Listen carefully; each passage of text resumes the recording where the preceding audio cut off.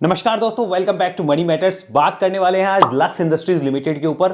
पिछले काफी दिनों से कमेंट बॉक्स में इस कंपनी के ऊपर सबसे ज्यादा क्वेश्चंस आए हैं। तो अगर आपका भी किसी स्टॉक के रिगार्डिंग क्वेश्चन हो तो आप भी कमेंट करके बताइए। इस चैनल पे हम उन्हीं स्टॉक्स पे बात करते हैं जिन पे आपके क्वेश्चंस हो। कमेंट करने में कंजूसी मत करिए। पिछले 4-5 वीडियो से इसका जो कमेंट है वो मैं देख रहा था, तो आज इसका नंबर लगा है, ऐसे ही आपके स्टॉक का भी नंबर लगेगा। लक्स इंडस्ट्री के ऊपर बात करेंगे। याद दिलाना चाहता हूं, आज से 7 महीने पहले मई 2023 के अंदर हमने ये वाला वीडियो बनाकर भी इसके ऊपर कुछ चीजें बताई थी। इसमें मैंने क्या बात करी थी वो भी मैं आपको सुनाऊंगा, और आज की डेट में सिचुएशंस क्या है उसको भी हम सारा एनालिसिस करेंगे। लेकिन ध्यान रखिए, सारा डिस्कशन एक एजुकेशनल डिस्कशन है। इसे किसी टाइप की रिकमेंडेशन मानने की भूल ना करें, आपको भारी नुकसान हो सकता है। रिकमेंडेशन के लिए आप अपने सेबी रजिस्टर्ड इन्वेस्टमेंट एडवाइजर से ही बात करें। हमारी किसी भी टाइप से कोई भी पेड सर्विस रिकमेंडेशन के लिए बिल्कुल भी नहीं है, तो इस बात का विशेष ध्यान रखिए। अब चलिए, लक्स इंडस्ट्रीज का जो चार्ट है सबसे पहले वो मैं आपको दिखाता हूं। यहां पर आपको दिख रहा होगा स्टॉक अपने हाई से लगभग 76% टूट गया है। पीछे भी ऐसे स्टॉक 61% टूटा और उससे पहले 36% टूटा। इस कंपनी को लेकर दिक्कतें क्या है वो मैं थोड़ी आपको बताना चाहता हूं। तो उन दिक्कतों के लिए हम आगे चलते हैं। सबसे बड़ी दिक्कत जो है वो कॉर्पोरेट गवर्नेंस की बताई जाती है, लेकिन और क्या दिक्कत है वो मैं आपको दिखाना चाहता हूं। इन सब दिक्कतों को समझने के लिए हमें सबसे पहले यह समझना होगा कि कंपनी की जो इंडस्ट्री है, इंडस्ट्री में परफॉर्मेंस कैसी है वो हमें देखना होगा। इंडस्ट्री कैसी है, साथ में एक यहां पे है प्रमोटर के थ्रू इनसाइडर ट्रेडिंग का। मैं यहां पे लिखता हूं इनसाइडर ट्रेडिंग। एक ये जो है इनके ऊपर जो है वो काम चल रहा है। पहले हम इंडस्ट्री भी देखेंगे, इनसाइडर ट्रेडिंग भी देखेंगे, और एक है यहां पे आपस में भाइयों का झगड़ा, आप कह सकते हो ब्रदर्स इश्यू। एक ये भी जो है वो इस कंपनी के अंदर होता हुआ नजर आ रहा है। इंडस्ट्री में अगर मैं बात करूं, पेज इंडस्ट्री है होजरी बिजनेस में, ये होजरी का बिजनेस है। रूपा है और साथ में फिर लक्स आती है। एक्चुअल में पेज इंडस्ट्री कौन सी कंपनी है? जॉकी का नाम आपने सुना होगा। जॉकी के आपने देखे होंगे इनर वियर्स आते हैं, उनमें नंबर 1 यही है, प्रीमियम ब्रांड बनाती है। और ये जो है ये मिड रेंज और मिडिल क्लास लोगों को टारगेट करती है। लक्स इंडस्ट्री माना जाता था कि इसको टक्कर दे देगी, और एक्चुअली दे भी रही थी। बट अब हुआ क्या है, लक्स इंडस्ट्री में भाइयों के बीच में कुछ बंटवारा होने के इश्यूज भी चल रहे हैं। ये आज से नहीं है, लगभग 1 साल के ऊपर हो गया, और तब से स्टॉक की परफॉर्मेंस नहीं आई है। इनके अंदर जो है वो भाइयों के अंदर कुछ लड़ाई भी है, उसका इश्यू भी चल रहा है, ऐसा सुनने में आया है, मुझे कोई कंफर्म नहीं है। और ऐसा ही एक कंपनी के साथ पहले भी हुआ था, उसका नाम था हिमाद्री स्पेशलिटी। मेरा इस कंपनी में अच्छा इन्वेस्टमेंट था, आप लोगों को पता है, इसमें भी हुआ। लेकिन आज देखिए ये शेयर अपने जहां पर इसने इश्यू हुआ था वो लगभग 100 रुपए का लेवल था, वहां से 3-4 गुना ऑलरेडी हो चुका है। बीच में वो 50 रुपए भी गया था, और उसके बाद में एक शानदार रिटर्न हमें देखने को मिला। तो हिमाद्री में भी ऐसा ही हुआ था, जब तक वो इश्यू रिजॉल्व नहीं हुआ तब तक वो शेयर नहीं चला। इसमें भी, लक्स में भी, जब तक ये इश्यू रिजॉल्व नहीं होगा शायद चांसेस ना चले। तीसरा इश्यू है यहाँ पे इनसाइड ट्रेडिंग। इनका एक कोई लड़का है, उदित तोदी नाम है शायद उनका, मुझे एग्जैक्ट नाम भी नहीं पता। उदित तोदी है, प्रमोटर का ही है, वो प्रमोटर ग्रुप से बिलोंग करता है। उन्होंने इनसाइडर ट्रेडिंग करी थी, और 3 करोड़ रुपए के आसपास का कोई उसमें मामला बताया जा रहा है। तो ये जो है वो 3 इश्यूज है। कंपनी की परफॉर्मेंस नहीं आ रही। अब हमें यह समझना होगा कि क्या पूरी इंडस्ट्री की परफॉर्मेंस आ रही है क्या? तो आंसर है पेज इंडस्ट्री की परफॉर्मेंस है। मैंने यहां पे आपके सामने पेज इंडस्ट्री का चार्ट लगा दिया है, आप देखिए क्या इसकी परफॉर्मेंस है। नहीं है। 2018 में जो इसका भाव था ये उसी भाव पे ट्रेड कर रहा है। तो इसका मतलब ये भी क्लियर हुआ है कि खाली लक्स इंडस्ट्री नहीं, जो दूसरी कंपनीज भी है इस बिजनेस में वो भी नहीं चल रही है। हम लगाते हैं रूपा का चार्ट। अब देखते हैं, चलिए रूपा का चार्ट लगा के, ये हमने रूपा का चार्ट लगाया। अब देखिए क्या इसमें परफॉर्मेंस है? आंसर इज नो, यहां पे भी परफॉर्मेंस नहीं है। तो अब इसको कैसे देखा जाएगा? हम अगर लक्स इंडस्ट्री नहीं चल रही होती, बाकी और चल रहे होते, तो हम सोचते कि चलो बाकी चल रहे हैं प्लेयर, ये नहीं चल रही, इसमें प्रमोटर का भी इशू है और ये कॉर्पोरेट गवर्नेंस के या ब्रदर के इशू है वो आ रहे हैं सामने। लेकिन जब पूरी इंडस्ट्री नहीं चल रही तो हमें देखना होगा कि एक्चुअल में प्रॉब्लम है क्या। तो वो चीज हमें तरीके से समझनी होगी, और इनको भी हम अवॉइड नहीं कर सकते। लेकिन एक बार इनको हम माइंड से हटाकर इस कंपनी के फंडामेंटल्स को देखते हैं, और फिर देखते हैं कि हमने लास्ट वीडियो में आखिर बात करी क्या थी। तो सबसे पहले हम इस कंपनी के जो लास्ट वीडियो में मेरा डिस्कशन हुआ था उसको मैं आपको सुनाना चाहता हूं कि लास्ट वीडियो में मैंने क्या बात करी थी। देन हम चलेंगे इस कंपनी के फंडामेंटल्स के ऊपर। जो भी फ्रेश बाय करना चाहते हैं, देखो अगर फ्रेश बाय करते हो तो इस बात को हमें सबसे समझना होगा कि इस लेवल के ऊपर कंफर्मेशन है कि बॉटम बनेंगे। तो क्या अब हम आज की डेट में ले ले तो ये सोच लें क्या कि बॉटम बन गया और हमारे लिए चल जाएगा? वापस 1100 भी तो आ सकता है, इसके नीचे भी तो जा सकता है, चांसेस तो वो भी खुले हुए हैं। तो बॉटम तो बना नहीं, इसके इंडिकेशंस तो हमारे पास है नहीं। तो बेटर क्या होगा, खुद सोचिए कि या तो आप भी एक्यूमुलेट करिए, हाँ, कुछ ना कुछ क्वांटिटी जैसे डिप पे मिलती है वैसे, या फिर सेकंड ऑप्शन है 1760 के ऊपर कटे तो स्टॉप लॉस लगाकर, जैसे 1600 का स्टॉप लॉस लगा के आपने काम किया, तो सेकंड ऑप्शन वो होगा। यहाँ पर बॉटम आउट के इंडिकेशन नहीं आते तब तक बड़ा पैसा नहीं डालना चाहिए। आज भी मैं फिर वही व्यू के साथ हूं कि अब यहाँ पर कंसोलिडेशन ही सोल्यूशन कंसोलिडेशन नजर आता है। देखिए यहां पे लगता है कंसोलिडेशन होगा आने वाले 1-2 महीने तक, कुछ टाइम के लिए कंसोलिडेशन होगा, फिर जैसे ये 1762 का लेवल कटेगा तो 2250 के गेट खुलेंगे। आज ही बता देता हूं 2000 और 2250 के गेट स्टॉक के लिए खुल जाएंगे। 1762 के ऊपर ट्रेडिंग अपॉर्चुनिटी भी बनेगी, इस बात को भी आप नोट डाउन करके रख सकते हैं। तो जैसा कि आप सब लोगों ने सुना, क्लियर बात करी थी कि जब तक वो स्टॉक जो है 1762 के लेवल के ऊपर नहीं आता तब तक मोमेंटम नहीं बनेगा, बॉटम के कंफर्मेशंस नहीं आएंगे। और स्टॉक ने देखिए 1-2 महीने बाद उनके पे क्या हाई लगाया, 1719 का हाई लगाया। इस कैंडल का जो हाई है वो आप देख सकते हो, ये हाई लगा, इस लेवल को नहीं काट पाया। वेव्स की एक्चुअल में पावर वही होती है, अगर ऊपर जाना था तो इस वेव को काट के जाता, नहीं गया तो देख लो आपके सामने रिजल्ट, पैसा ब्लॉक होता। इसलिए हम बचे रहे कि बड़ा पैसा नहीं लगाना। जिनको एक्यूमुलेट करना है उनके लिए आज भी चांस है, वो हमें दिख रहा होगा कि एक्यूमुलेट वालों के लिए यहां चांस है। लेकिन क्या स्टॉक अब इस लेवल को भी काट सकता है या और भी नीचे आ सकता है, वो सारी चीज हमें देखनी होगी और हम देखेंगे कि आज की डेट में सिचुएशंस क्या है। लेकिन एक चीज समझ लीजिए, वेव्स जो है वो अपने आप में बहुत सी चीजें एक्सप्लेन करती है। अगर आपको पढ़ना आता है, हर किसी का अपना अपना मेथड होता है, कोई फंडामेंटल देखता है, कोई मेरी तरह वेव्स देखता है, टेक्निकल में भी इतने मेथड है कि हर बंदे की अपना सेटअप होता है। तो मैं आपको मेरे सेटअप बता सकता हूं, दूसरे के सेटअप के बारे में जानकारी नहीं दे सकता, और इससे आप सहमत हो भी सकते हैं, नहीं भी हो सकते। मतभेद होना आम बात है, कोई दिक्कत नहीं है, मनभेद बिल्कुल मत करिएगा, वरना आप भी कुछ नहीं सीख पाएंगे और मैं भी कुछ नहीं सीख पाऊंगा। चलिए पहले बात करते हैं फंडामेंटल एनालिसिस की। अब हमारे सामने चल रहे हैं लक्स इंडस्ट्रीज के बेसिक लेवल फंडामेंटल्स, जैसे कंपनी किस बिजनेस में वो ने आपको बताया। मार्केट कैप देखिए, बहुत स्मॉल कैप की कंपनी है, 5000 करोड़ से भी नीचे का मार्केट कैप है। करंट प्राइस भी 1200 रुपए के आसपास चल रहा है। स्टॉक का पी 40 का है, और अगर इंडस्ट्री के पी को देखा जाए तो वो 23 का आता है। लेकिन ये एक्चुअली सही नहीं है, क्योंकि इसमें इंडस्ट्री में टेक्सटाइल को काउंट किया गया है, बट ये होजरी बिजनेस पूरा अलग होता है। आरओसी कंपनी का ठीक ठाक है, आरओई भी ठीक ठाक है, बहुत अच्छे नहीं कह सकते, ठीक ठाक है। प्रोमोटर्स की होल्डिंग बहुत गजब मानी जाएगी भाई, प्रोमोटर्स का विश्वास अभी भी कंपनी में है। डेट फ्री कंपनी है, that's a good thing. EPS भी मैं अच्छा कहूंगा, यहाँ पे काफी अच्छा ईपीएस है, क्योंकि जितना मार्केट प्राइस चल रहा है उसका लगभग 3% के आसपास का ईपीएस जो कंपनी का है। पूरी होल्डिंग अनप्लेस्ड है। प्रॉफिट की ग्रोथ खराब रही है, जो कि एक मेजर रीजन हो सकता है इसमें गिरावट का। फ्री कैश फ्लो कंपनी का अच्छा माना जाएगा, दिक्कत नहीं है। मार्केट कैप टू सेल्स देखिए सिर्फ 1.63 की है, यानी जितनी कंपनी सेल्स कर रही है उसके 1.63 पे ही इसकी मार्केट कैप है। आगे चलते हैं, पीजी रेशियो को देखिए, यहाँ पे 3 के आसपास का नजर आता है। और ये सारी चीज देखने के बाद में आपको पता चलेगा कि भाई बेसिक लेवल फंडामेंटल तो कंपनी ओके है, खराब हम नहीं कह सकते। ना तो ये बहुत अच्छे फंडामेंटल है, ना ये बहुत खराब फंडामेंटल है, हम दोनों ही नहीं कह सकते इसके अंदर, ये ओके हैं। आगे चलते हैं, प्रॉफिट्स में यहां चीजें क्लियर होगी। अगर आप ध्यान से देखें, सितंबर 2021 से आप कंपनी की सेल्स को देखिए, कोई मेजर ग्रोथ नहीं है। बीच में एक आध क्वार्टर में इन्होंने जरूर अच्छी सेल्स करी थी, मार्च 2023 में, बाकी कोई अच्छी सेल्स नहीं है। और अगर प्रॉफिट को देखें, जहां आप 100 करोड़ के 2 क्वार्टर लाए थे, उसके बाद आपने एक बार भी 100 करोड़ की तरफ मुड़ के भी नहीं देखा, एंड ये डिक्लाइनिंग मोड में रहे थे। एक बार भी इन्होंने अपर मोड में आने की कोशिश नहीं करी, डिक्लाइनिंग मोड है, डिक्लाइन होते गए थे। ईपीएस को देखिए, आपका 36 रुपए का ईपीएस, आपका 33 रुपीज का ईपीएस, आपका 33 का ईपीएस। जब आपका ईपीएस इतना था तब आपको वो वैल्यूएशंस मिली थी। अगर आपका ईपीएस वहां से 12 रुपए हो जाएगा, मैं कहता हूं आपको कोई 36 रुपए की चीज थी, वो अगर 12 रुपए हो गई तो आप उसमें गिरावट देखिए, वो सेम चीज प्राइस में रिफ्लेक्ट होकर आएगी, सेम उसी तरीके से वो प्राइस में रिफ्लेक्ट होगा। तो यहां पर हमें सेम वही होता हुआ दिख रहा है। जितना ईपीएस था 36 का ईपीएस था, वो अगर 12 रुपए हो गया तो लगभग 70% के आसपास की गिरावट हो गई। तो प्राइस में भी 70% के आसपास का करेक्शन मार्केट ने दे दिया। तो यहां पे मेजर कोई ग्रोथ नहीं है। अब उसका रीजन क्या है? The reason is operating profit margins, जो आपको दिख रहे होंगे। ये मार्जिन्स पहले काफी अच्छे मेंटेन थे। अब ऐसा क्यों है, उसका कारण मैं आपको बताता हूं। एक्चुअली लक्स इंडस्ट्री किसको टारगेट करती है? मिडिल क्लास को या लोअर मिडिल क्लास को। अब वहां पर क्या होता है कि मिडिल क्लास को लक्स का ब्रांड जरूरी नहीं है। मैं आपको फ्रैंकली बता रहा हूं, अगर आप गांवों में या छोटे कस्बों में या छोटे शहरों में जाके देखेंगे, कोई जरूरी नहीं है भाई कोई ब्रांड की वो लें। उनको होता है कि चलो अपने को इनरवियर्स लेने हैं, ले लिए, काम हो गया, बस बात खत्म। वो ऐसा नहीं देखते कि इस पर्टिकुलर ब्रांड का ही लूं। रही बात पेज इंडस्ट्री की, तो पेज इंडस्ट्री एक ऐसी कंपनी है जिसमें प्राइसिंग पावर उनके पास है। लक्स इंडस्ट्री के पास में प्राइसिंग पावर इतनी नहीं है। ऐसा नहीं कि बिल्कुल भी नहीं है, उतनी नहीं है जितनी एक्चुअल में होनी चाहिए। रॉ मटेरियल की अगर इसकी कॉस्ट बढ़ गई तो इसे मार्जिन के साथ कॉम्प्रोमाइज करना होगा, बिकॉज लोकल प्लेयर्स या अनऑर्गेनाइज्ड जो मार्केट प्लेयर्स है वो इसका शेयर जो वो खा जाते हैं। शेयर खाने का मतलब इस कंपनी के शेयर नहीं, इस कंपनी का मार्केट शेयर जो वो खा जाते हैं, और इसको जो प्रॉफिट मिलना होता है वो नहीं मिल पाता। तो प्राइसिंग पावर बहुत इंपॉर्टेंट चीज है। आपने भी बहुत देखा होगा कि यार इस ब्रांड का है, भले ही 5 रुपए महंगा मिले, 10 रुपए महंगा मिले, वो चीज ले लूंगी। यहां पर वो नहीं होता है। आप महिलाओं से बात करिए, आपको पता चलेगा। आप पुरुषों से भी बात करिए, अगर वो लाते हैं तो आपको पता चलेगा कि यहां पर वो चीज नहीं है लक्स के अंदर।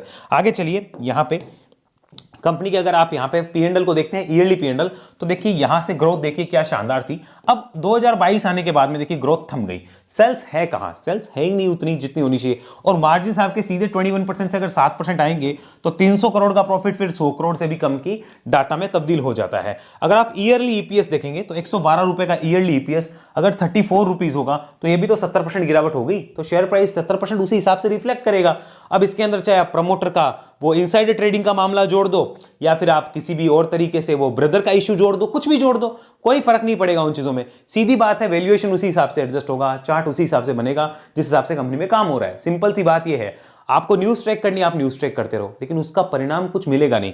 आप कॉटन के भाव ट्रैक करने बैठो, अच्छा कॉटन देखो गिर रही है, कॉटन ये कर रही है, तो लक्स को फायदा होगा या नुकसान होगा। फिर आप ये देखो कि कॉटन का प्रोडक्शन किस देश में ज्यादा होता है, उस देश के राजा की या प्रधानमंत्री की या राष्ट्रपति जो भी है उसकी पॉलिसी कैसी है, कहां तक आप जाओगे, कितना जाओगे, अंत ही नहीं है, आप डेप्थ में कितना भी उतर जाओ।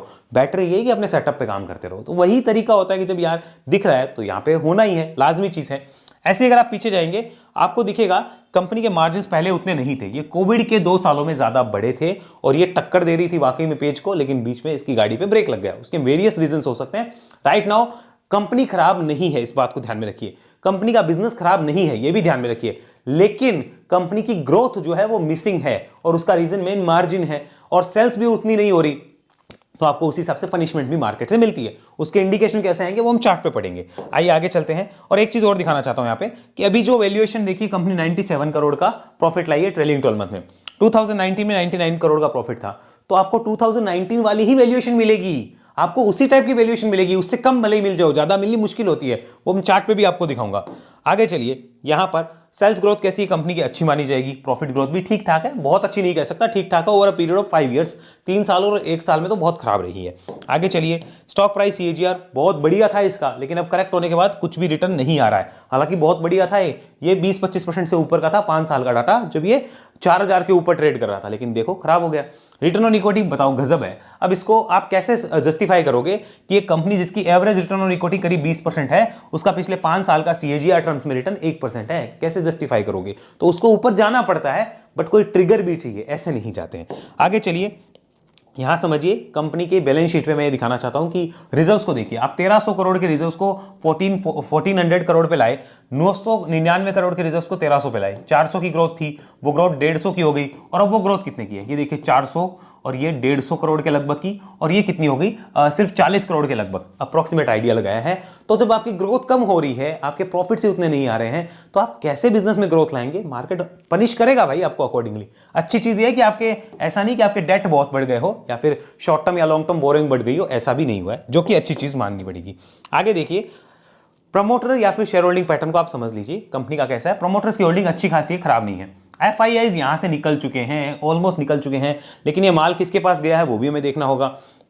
डीआईएस को भी देखो तो पिछले 1 क्वार्टर में इन्होंने माल बेचा है, दिसंबर की होल्डिंग है, और पब्लिक ने यहां पे थोड़ा बहुत माल उठाया है, ये भी हमें नोट डाउन करना होगा।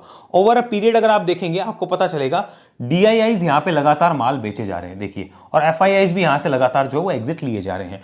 पब्लिक के पास ही जो है वो पिछले 1 साल में माल इकट्ठा हुआ है, ये भी हमें नोट डाउन करना होगा। अब एक चीज बता दूं, डीआईआईज में कौन है, इसमें लगभग 4.74% की होल्डिंग है एलआईसी की। अब एक में वो कई ज्ञानी महात्मा एक ज्ञान देते हैं बहुत बड़ा बढ़िया वाला, इंस्टीट्यूशन का पैसा लगा हुआ है, एलआईसी वाले मूर्ख है क्या जिन्होंने इसमें पैसा लगा रखा है? एलआईसी वाले तो मूर्ख नहीं है, उसका विजन है 5 साल 10 साल का। आपका है क्या? वो तो 4000 जाएगा, उसका 2000 आएगा, वो देख लेगा। उसका तो इतना बड़ा साइज है कि उसे कोई फर्क ही नहीं पड़ेगा एक कंपनी परफॉर्म नहीं करती तो। आपका और मेरा पैसा इतना बड़ा है क्या कि हमें फर्क ना पड़े? ये हमें सोचना होगा। इनके साथ खुद का पोर्टफोलियो कंपेयर कर मत लेना, मतलब उल्टे पांव दौड़ा देगा मार्केट आपको अगर ऐसा गलती कर ली तो। एफआईआई मूर्ख है क्या, डीआई मूर्ख है क्या? ये मूर्ख नहीं है, हम बन जाएंगे मूर्ख अगर इनको फॉलो किया तो। इनका रिस्क टेकिंग अलग होता है, हमारा अलग, इनका पोर्टफोलियो साइज अलग, हमारा अलग, कैसे कंपेयर कर सकते हैं हम इनको इसके साथ? संभव ही नहीं है ये चीज, ध्यान में रखिएगा। आगे चलते हैं, यहाँ पे शेयर होल्डिंग ठीक ठाक है, अभी भी बड़ा माल जो है वो 80% से लगभग ऊपर का माल जो है वो बिग प्लेयर्स के पास है, ये भी अच्छी बात है। आगे चलिए, मार्केट शेयर समझिए। मेन सिनेरियो में 15% का मार्केट शेयर है लक्स का, और ऑर्गेनाइज होजी बिजनेस जो है। अब ऑर्गेनाइज और अनऑर्गेनाइज कैसे हैं? अनऑर्गेनाइज होता है कि जब आप लोकल जाते हो, लोकल ब्रांड लेते हो, या फिर आपको बिना ब्रांड के भी ये चीजें मिलती है, तो आप देख सकते हो, उसे बोलते हैं ऑर्गेनाइज या अनऑर्गेनाइज। तो होजरी में 14% का मार्केट शेयर, और अगर यहां पर इसका देखा जाए वुमेन्स इनरवियर में तो 20% का मार्केट शेयर आज से कुछ साल पहले इसका था। आगे चलते हैं, यहां पर पैसे कहां से कमाती है? इंडिया से ज्यादा पैसे आते हैं, लेकिन कैसे? वेस्ट इंडिया से 23, नॉर्थ से 34% के आसपास, ईस्ट इंडिया से 22, सेंट्रल इंडिया से 17 और साउथ इंडिया से 4%। मतलब साउथ इंडिया में इसकी एक्टिविटी कुछ खास नहीं है। ये इसका डिवीजन है, नॉर्थ से और ईस्ट से और वेस्ट से ज्यादातर इसकी रिवेन्यू आती है। आगे चलिए, कंपनी का यहां पर पैसा कैसे आता है वो समझो। मीडियम रेंज के जो प्रोडक्ट होते हैं उससे 54% की रिवेन्यू है, और इकोनॉमी रेंज के वहां से लगभग 34% की, और प्रीमियम सिर्फ 12%। ये इसका डाटा रहा है। प्रीमियम प्रोडक्ट नहीं बना सकती तो प्राइसिंग पावर यहां पे नहीं आता, प्राइसिंग पावर नहीं आती तो कंपनी के मार्जिन्स इफेक्ट होते हैं। वरना ये एक अकेला है ना, ये इन दोनों को सुधार दे अगर किसी कंपनी के पास प्राइसिंग पावर हो। प्राइसिंग पावर की ये ताकत होती है। आगे चलिए, यहां पर अब हम देखेंगे इस कंपनी का चार्ट कि एक्चुअली चार्ट क्या बोलता है। क्लियर चर्चा वही होगी और देखते हैं कि आखिर चार्ट क्या बोलना चाहता है।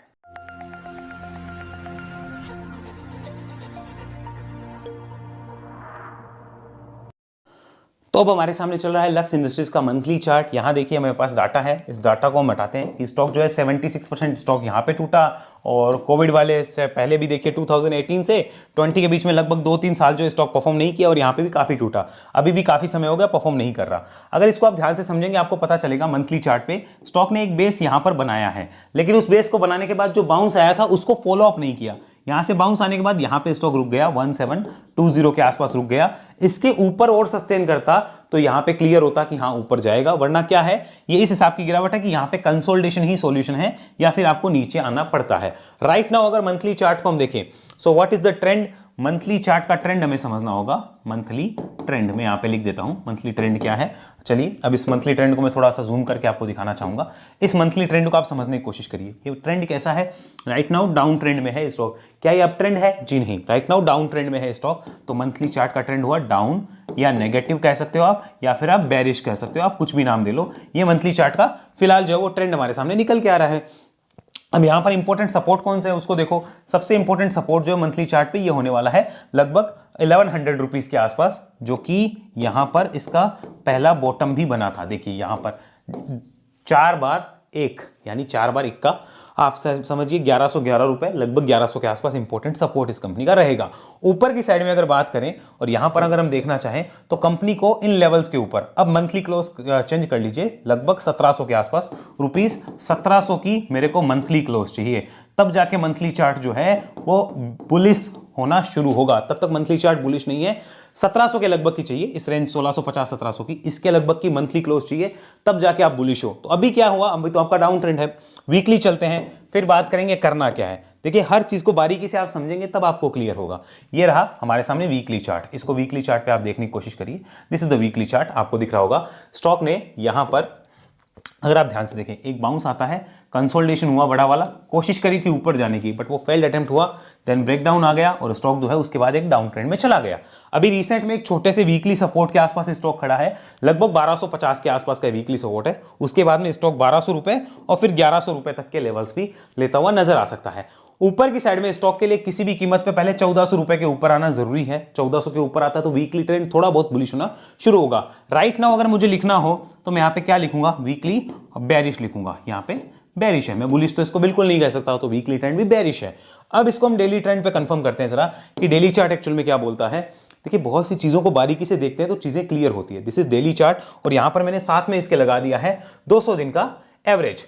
अब इस लाइन को आप समझिए। देखिए मैं क्यों कहता हूं कि आप हर एक चीज को बारीकी से समझने की कोशिश करिए, किसी भी एक चीज पे डिपेंडेंसी मत रखिए। यहां देखिए स्टॉक इन लाइंस के नीचे यहां पर आया था 2022 के स्टार्टिंग में, यहां पर 2 साल हो गए। अगर आप सिंपली देख लेते कि हाँ भाई किस टाइप से स्टॉक चल रहा है, अपने मूविंग एवरेज के नीचे है, खाली बीच में 2 बार अटेम्प्ट किया ऊपर आऊं, आकर रुका नहीं, कन्फर्मेशंस नहीं दिए। खाली ऊपर आने से कुछ नहीं होता, कन्फर्मेशंस भी होते हैं, वहां पे सेटअप भी होना चाहिए, कुछ नहीं था। ये खुद यहां पे बोल रहा है कि इसको ऊपर आने दो, सस्टेन करने दो। जब तक ये ऊपर नहीं आता, सस्टेन नहीं करता, तब तक क्लैरिटी है ही नहीं। लेकिन अच्छी चीज क्या है कि पिछले 2 साल में, लगभग 1.25 साल में एक बार भी अटेम्प्ट नहीं हुआ इस 200 दिन की लाइन को काटने का। ये लगभग 1 ईयर का एवरेज, आप ऐसे समझो 1 ईयर एवरेज प्राइस, ये लगभग 1 ईयर का एवरेज होता है। इसको काटने का अटेम्प्ट भी नहीं हुआ। यहां पर 2 अटेम्प्ट तो है, यानी कि आप ज्यादा दूर नहीं हो बॉटम से, या फिर आप कह सकते हो कि तेजी आने से आप ज्यादा दूर नहीं हो, समय लग सकता है, ज्यादा आप दूर नहीं हो। ये यहां पे इंडिकेशंस होते हैं। अब इसको मैं थोड़ा जूम करके आपको दिखाना चाहूंगा कि राइट नाउ ये प्राइसेस कहां चल रहे हैं। राइट नाउ ये प्राइस लगभग आ रहा है यहां पर 1450 रुपए के आसपास, 1440-50 के आसपास निकल के आ रहा है। तो ये भी जब इसके ऊपर आता है, सस्टेन करता है, तब हम सोचना शुरू करेंगे कि हाँ भाई यहां पे बॉटम बना है और अब इसको राइड कर सकते हैं लेने के बाद। तब तक हम कह ही नहीं सकते कि इसको राइड करें या लेके बैठ जाए, कुछ हो जाए। तो ये चीज भी हमें कंफर्म होती है यहां पे कि स्टॉक का ट्रेंड अभी डेली चार्ट पे भी क्या है, नेगेटिव ट्रेंड है। और ये चांसेस आर हाई कि इस बॉटम के आसपास, नॉट एग्जैक्टली इसी बॉटम पे आए, 1100 के आसपास, 1100 1150 के आसपास एक बार आ सकता है, चांसेस आर हाई। तोड़ेगा नहीं तोड़ेगा दैट इज डिफरेंट थिंग, लेकिन आ सकता है। करना क्या है उस पर बात करते हैं। तो चलते हैं वापस एक बार वीकली चार्ट पे और मंथली चार्ट पे। This is weekly chart. हम बात करेंगे आज की डेट में क्या क्या किया जा सकता है, केस स्टडी को समझते हैं। आइए, और पहले एक चीज और दिखा दूं कि यहां पर देखिए ये जो भाव चल रहा है 2018-19 का जो वैल्यूएशन था, देखो उसी वैल्यूएशन के आसपास जो है स्टॉक ट्रेड करता हुआ नजर आ रहा है, क्योंकि आपके प्रॉफिट्स भी उसी हिसाब के हैं, आपके वैल्यूएशन भी उसी हिसाब के हैं। यहां पर एक चीज और नोट कर लीजिए, अगर स्टॉक इन सपोर्ट्स को तोड़ता है तो फिर और दिक्कत क्रिएट होगी। फिर स्टॉक मुझे नहीं पता कहां जाएगा, हो सकता है 1000 आ जाए, 800 आ जाए, 900 आ जाए, कुछ भी हो सकता है। तो अब हम प्लान बनाते हैं कि आज की डेट में स्ट्रेटेजी और प्लानिंग क्या हो सकती है, उसको हम समझते हैं। आइए, यहां पर हमने इसको थोड़ा सा मंथली चार्ट पे कन्वर्ट किया। Now this is the monthly chart. इसको ध्यान से समझना है कि एक्चुअली क्या कर सकते हैं। हम मानते हैं कि अगर हम ऑलरेडी इन्वेस्टेड होते तो हमारे पास क्या ऑप्शन होता। ऑलरेडी इन्वेस्टेड कहां से, डेफिनेटली ऊपर से ही होंगे, कहीं से भी, किसी भी प्राइस से अगर हम इन्वेस्टेड होते तो हमारे पास क्या ऑप्शन होता। ये होता कि भाई जो लेके बैठे हैं इतना क्लियर है कि वो लॉस में ही होंगे, प्रॉफिट में होने का चांस कम है। एक आध कोई यहाँ से या पीछे से तो अलग बात है। हम बात करते हैं कि वो क्या कर सकते हैं, ऑलरेडी इन्वेस्टेड है। सबसे पहले हमें ये देखना है कंपनी के फंडामेंटल्स कैसे हैं। फंडा यहाँ पे हम लिख लेते हैं ओके हैं। क्या मैं इसको खराब कह दूं, नहीं। क्या बहुत अच्छे हैं, नहीं, ऐसा भी नहीं, ओके है, ठीक ठाक है, कोई खराब नहीं है। अच्छा, इसके टेक्निकल कैसे हैं, टेक्निकल अभी ऑल नेगेटिव है, अभी क्या है, ऑल नेगेटिव है। कुछ भी बुलिश है, नहीं है। अच्छा, तो ठीक है, इसमें करेक्शन कितना आ गया, ये भी देखो, करेक्शन हो गया अपने हाई से 76%। तो अब एक चीज हमें भी सोचनी होगी, कोई स्टॉक अगर अपने हाई से 76% टूट गया है, फंडामेंटल ओके हैं, टेक्निकल जरूर नेगेटिव है, ये बात हमें नोट डाउन करनी है, तो यहां पर क्या हम उसको बेच के निकल जाएं, क्या ये समाधान है? जी बिल्कुल नहीं है, क्योंकि आपको 100 रुपए की चीज आपकी 24 रुपए हो गई। अब 24 रुपए करने के लिए वापस आपको कितनी मेहनत कर, 100 रुपए करनी है, 24 को वापस 100 करना है, तो सोचो कहां से करोगे, वो हमें समझना होगा। आपने कहीं से भी ले रखा हो, अगर आपकी आधी भी हो रखी है, 30-40 का भी नुकसान है, तो हमें ये सोचना होगा कि अगर हम वेट कर ले या फिर नीचे एक्यूमुलेट कर ले तो क्या ठीक नहीं हो सकता। उसको हम देखेंगे यहाँ पे कि क्या कर सकते हैं। अगर ऑलरेडी इन्वेस्टेड है, इतना करेक्शन आ गया, मैंने हमेशा अपने मार्केट में यही सीखा है कि कंपनी प्रॉफिट मेकिंग होनी चाहिए। कैसी होनी चाहिए, प्रॉफिट मेकिंग होनी चाहिए। प्लस अब आपके ऊपर एक चीज होगी कि आपको टाइम देना पड़ेगा, और अगर आप में कैपेसिटी है देन एक्यूमुलेट, आंखें बंद करके। ज्यादा दिमाग लगाओगे तो कुछ नहीं होगा, एक्यूमुलेट करना पड़ेगा, और इसमें आपको टाइम देना पड़ेगा। वो टाइम लगभग 1 से 2 साल इजीली हो सकता है, 1 से 2 साल इजीली, ये तो कम से कम बताया, तब जाके आपका एक एवरेज कॉस्ट बैठता है और उस कॉस्ट के पास आप आते हो। हमने केस स्टडी करी है, नॉट नेसेसरी आप ऐसा करो, आप कंसल्ट करिए एडवाइजर के साथ, लेकिन ये केस स्टडी है। अगर मैं होता, मानो मेरे पास 4000 से लिया हुआ होता है, मैं यहाँ पे इस रेंज में एक्यूमुलेट करने के लिए डाल देता कि चलो साल भर एक्यूमुलेट करेंगे, कोई दिक्कत नहीं है, अपनी कॉस्ट एवरेज अच्छी बिठाएंगे, बाउंस बैक आना ही आना है वापस, ऐसा होगा ही नहीं कि आए ही ना, बाउंस बैक आएगा। अब देखना यह है कि वो यहां से आता है, यहां से आता है, कहां से आता है, वो देखना है। तो इसका सॉल्यूशन क्या है, एक्यूमुलेट धीरे धीरे पार्ट्स में। तो क्या होगा, हर प्राइस की कॉस्ट जो है वो हमारे पास आ जाएगी, और हर प्राइस का जो एक्यूमुलेशन है वो हमारे साथ हो सकता है। ये एक सॉल्यूशन है, क्योंकि फर्स्ट तो गए ही हो, पहली गलती क्या, गलत प्राइस पे लिया, दूसरी गलती क्या, स्टॉप लॉस नहीं रखा, अब तीसरी गलती हम करेंगे अगर हम गलत प्राइस पे बेचते हैं, तो वो और मूर्खता होगी, वो हमें नहीं करनी है। आगे समझिए, हम बात करते हैं हमें यहाँ पे क्या करना हो, फ्रेश इन्वेस्टमेंट करना हो, कि चलो फ्रेश इन्वेस्टमेंट करते हैं। कंपनी जो है हाई से 76% डाउन पे मिल रही है, और कंपनी के फंडामेंटल हमें पता है कि ओके हैं, और टेक्निकल फिलहाल नेगेटिव है, ठीक है, लेकिन फंडामेंटल ओके हैं, प्रॉफिट मेकिंग बिजनेस है, और आने वाले टाइम में इंडस्ट्री पूरी खराब चल रही है अभी तो आने वाले टाइम में जब इंडस्ट्री सुधरेगी, ये भी सुधरेगा, अच्छा प्रॉफिट मिलेगा, ले लें क्या पूरा इन्वेस्टमेंट करके। आंसर इज, अगर आप सेफ प्लेयर हैं, अगर आप सेफ प्लेयर हैं तो आंसर है नो। अगर आप रिस्की प्लेयर हैं तो आंसर कुछ डिफरेंट होगा। रिस्की के लिए आंसर है accumulate in parts, accumulate in parts. Parts में एक्यूमुलेट किया जा सकता है, खराब नहीं है। पार्ट्स में एक्यूमुलेट करने वालों को कोई दिक्कत नहीं आएगी, उनके लिए सब कुछ बनेगा। लेकिन ध्यान रखिएगा, एक बार में पूरा पैसा यहां डालना, वन टाइम बात कर रहे हैं हम, वन टाइम इन्वेस्टमेंट की, वन टाइम इन्वेस्टमेंट है, उसका आंसर है नो, क्लियर बिग नो। क्योंकि फिर आप फंसोगे बुरी तरह। इंडिकेशंस फिलहाल नहीं आए हैं, वो इंडिकेशंस हमें 1700 की मंथली क्लोज के बाद है, तब तक नहीं है, इस बात का ध्यान रखिएगा। तो वन टाइम के लिए नो है और ये प्लानिंग हो सकती है। अब आप सेफ हो या रिस्की हो वो आपको डिसाइड करना है। सेफ प्लेयर कौन है, जिसे लगे कि भाई मैं टाइम नहीं दे सकता, ज़्यादा 5 7 10 महीने 1 साल लग जाएगा, मैं तो नहीं दे सकता। और कौन इसको लेके बैठे अभी रिस्की है, नहीं करना काम, तो कौन करेगा, रिस्की प्लेयर करेगा। वो कहेगा अपन है रिस्की, हम लेंगे रिस्क, कोई दिक्कत नहीं, एक बार में पूरा नहीं लेंगे, एक्यूमुलेट करेंगे पार्ट्स के अंदर। नहीं चला तो नहीं चला साल 2 साल, लेकिन जब चलेगा तो अपने को अच्छा रिटर्न देके जाएगा। वो उस मेंटेलिटी के साथ जाओ तो जा सकते हो, वरना क्लियर आंसर नो है यहाँ पे। अब बात करते हैं कोई स्विंग ट्रेडर है क्या यहाँ पे, is there any swing trade यहाँ पे बन रही है, तो आंसर इज नो। वो स्विंग ट्रेड कब बन सकती है, उसके लिए आपको भी 1550 के ऊपर आना पड़ेगा। मैं यहाँ पे खाली बस वो लेवल लिख रहा हूँ, 1550 के अबो है। फिलहाल मैं आपको पूरे लेवल नहीं दूंगा। 1550 के ऊपर आता है तो स्विंग ट्रेड बनने के चांस होंगे, उसमें एक स्टॉप लॉस लगा के स्विंग ट्रेड बनेगा। मैं अभी वो नहीं बता रहा, जब आएगा तो मैं खुद ही वीडियो ला दूंगा। तो ये इसकी जो सिचुएशन है वो रहेगी। कंपनी का देखिए 31 जैन को जो है वो रिजल्ट आने वाला है, 31 जैन 2024 को रिजल्ट आएगा। इस कंपनी का रिजल्ट कैसा आएगा मुझे नहीं पता, फिलहाल ट्रेंड बेरिश है। कंपनी को अगर पॉजिटिव होना है तो कम से कम 1550 के ऊपर डेली चार्ट पे और वीकली और मंथली पे यहाँ पे 1700 के ऊपर की क्लोज चाहिए, तब जाके वो पॉजिटिव होती है। तब तक हमारे पास क्या समाधान है, यहाँ पे एक्यूमुलेट वाले हैं वो देख सकते हैं, बाकी क्लियर नो है, क्योंकि बिजनेस अभी भी क्लियर नहीं है। और जिस हिसाब से वेव लगी है, इसका सेलिंग प्रेशर जो है वो क्या करेगा, वो भी प्राइस वाइज तो हो जाएगा, लेकिन वो टाइम वाइज जो है वो करेक्शन अच्छा कराएगा, टाइम वाइज करेक्शन अच्छा कराएगा। ऐसा नहीं होगा कि लेते उठ जाए, हालांकि चलना तो है, एक ना एक दिन चलना ही है, ऐसा नहीं है नहीं चलेगा, लेकिन अभी टाइम लेगा जब तक 1700 की क्लोज नहीं आती। जिस दिन स्टॉक 1700 की मंथली क्लोज कर गया, उस दिन के बाद में स्टॉक में एक मोमेंटम क्रिएट हो सकता है, वो हमें उस समय के चार्ट को देखना पड़ेगा। फिलहाल इस स्टॉक से जिनको सेफ रखना है, जो सेफ प्लेयर्स हैं उनको दूरी रखनी चाहिए। ऑलरेडी इन्वेस्टेड है उनका बता दिया, ट्रेडर्स के लिए भी ऑलरेडी मैंने एक्सप्लेन कर दिया सारी चीज़ें। आपका किसी भी टाइप से अगर अभी भी कोई क्वेश्चन हो, आई डोंट थिंक रहना चाहिए, तो एक बार अपने एडवाइजर के साथ आप कंसल्ट कर सकते हैं। ऐसे एनालिसिस अगर आप सीखना चाहते हैं, वेब एनालिसिस में आइए, डिस्क्रिप्शन में आपको डिटेल मिल जाएगी। ज़्यादा जानकारी के लिए इस नंबर पर संपर्क कर लीजिए। ध्यान रखिए इस नंबर पर आप व्हाट्सअप करिए अपने मैसेज को, अपना मैसेज व्हाट्सअप करिए। डायरेक्ट कॉल करेंगे तो कॉल कट जाएगा, हाई चांसेस उसी चीज़ के हैं। आप जो है इस पर व्हाट्सअप करके जानकारी लीजिए और फिर अगर आपको कॉल शेड्यूल कराना हो आप करा सकते हैं। और अगर चैनल की मेंबरशिप लेना चाहते हैं, मेंबरशिप की डिटेल ऑलरेडी दी हुई है, ज्वाइन बटन पर क्लिक करके आप देख सकते हैं। अगले वीडियो मिलेंगे, तब तक के लिए धन्यवाद। जय हिंद, जय भारत।